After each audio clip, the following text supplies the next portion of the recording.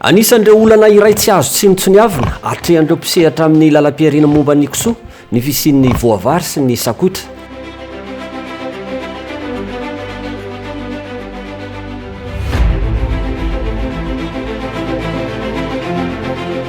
Ho fanatsarana ny tontolon'ity seha-piarina ity sy hitandrona ny fahasalamam-bahoaka dia notanterahana ny 3 Jolay 2024 teto amin'ny distrikan'ny Mandoto, faritra Vakinakaratra, ny Fanonkafana tamin'ny fomba ofisialy ny Tetikasa fanatanterahana ny hiady amin'ny sakoitra sy ny voavarin'ny kisoa.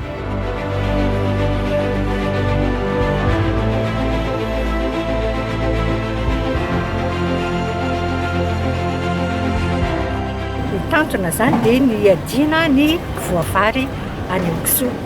Izay sorana manokana zany ny mpamatsy vola dia ny CRDI na ny centre de recherche pour le développement international izay any Canada izy io, izay namaty antsika an'ity Tetikasa ity.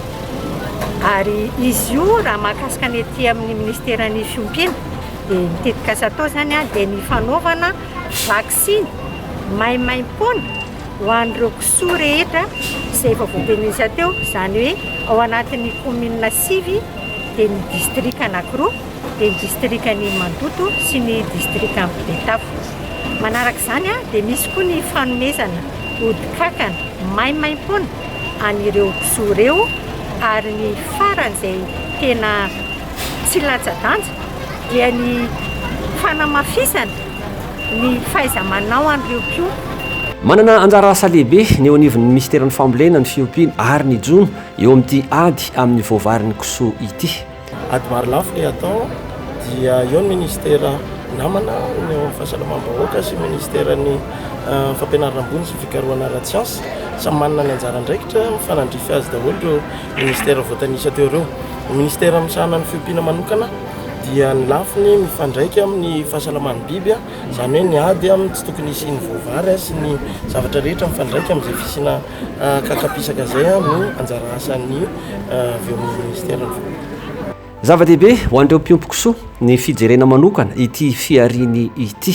Zavatra mahaliana sy tena mahafinaritra dia noho ny fanentanana amin'ny fiompiana kisoa amin'ilay fiadiana amin'ny voavary dia tena fifaliana ho anay, indrindra ny tena ny misitraka ny fampianarana sy ny fiezahana izay nataon'ny ministeran'ny fiompiana, fa tena zava-dehibe amin'ny fiainako ary atoko ny hoavinay sy ny taranakay ary ny mpiaramonina aminay. Fantatra fa ny distrikan'ny Betafo sy Mandoto no anisan'ny ambony indrindra ny tahan'ny fisian'ny voavarin'ny kisoa eto Madagasikara.